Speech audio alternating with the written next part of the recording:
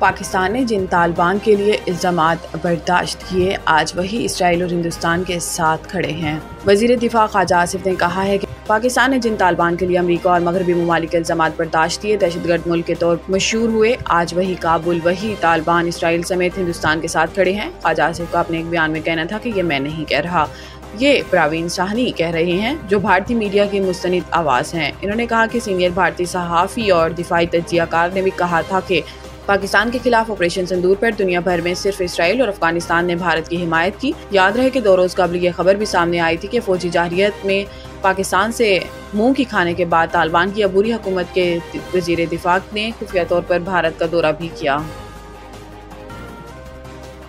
آزمائش میں ہر پاکستانی اپنی جان نچھاور کرنے کے لیے تیار ہے، ہم تو جیتے ہی شہادت کے لیے ہیں۔ گجرانوالہ کنٹونمنٹ میں افسروں اور جوانوں سے خطاب کرتے ہوئے صدر مملکت کا کہنا تھا کہ میرا سلام اور مبارکباد آپ سب جوانوں تک پہنچے، شہید سرخرو ہیں، یہ دھرتی ہے تو ہم سب ہیں، یہ دھرتی نہیں تو کچھ بھی نہیں۔ اللہ نے آپ کو کامیابی دی، آپ نے دنیا کو پیغام دیا۔ ان کا کہنا تھا کہ بھارت کو معلوم ہو گیا ہوگا کہ اصل جوانوں سے مقابلہ کیسا ہوتا ہے۔ آزمائش میں ہر پاکستانی اپنی جان و مال پاکستان پر نچھاور کرنے کے لیے تیار ہے، ہم تو جیتے ہی شہادت کے لیے ہیں۔ صدر آصف علی زرداری کا کہنا تھا کہ پاکستان ایک ملک، ایک قوم اور ایک اسلامی جمہوری ریاست ہے۔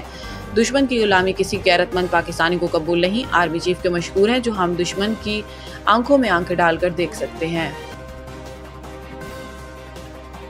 17.6 ٹریلین روپے کی بجٹ کی منظوری، IMF نے 11 نئی شرائط لگا دی۔ عالمی مالیاتی ادارے کی جانب سے جاری اسٹاف لیول رپورٹ میں کہا گیا ہے کہ پاکستان اور بھارت کے درمیان بڑھتی ہوئی کشیدگی اگر برقرار رہتی یا مزید بگڑتی ہے تو اس سے پروگرام کی مالی، بیرونی اور اصلاحاتی اہداف کے لیے خطرات بڑھ سکتے ہیں۔ رپورٹ میں کہا گیا ہے کہ گزشتہ 2 ہفتوں کے دوران پاکستان اور بھارت کے درمیان تناؤ میں نمایاں اضافہ ہوا، لیکن اب تک مارکیٹ کا رد عمل معمولی رہا اور اسٹاک مارکیٹ نے اپنے حالیہ فوائد کو برقرار رکھا ہے اور اس کے حصص میں تیزی آئی۔ IMF نے آئندہ مالی سال کا دفاعی بجٹ 2.414 ٹریلین روپے ظاہر کیا ہے، جو 252 ارب روپے یا 12% زیادہ ہے۔ IMF کے تخمینے کے مقابلے میں حکومت نے بھارت کی جانب سے جارحیت کے بعد 2.5 ٹریلین روپے یا 18% زائد بجٹ مختص کرنے کا عدلیہ دیا ہے۔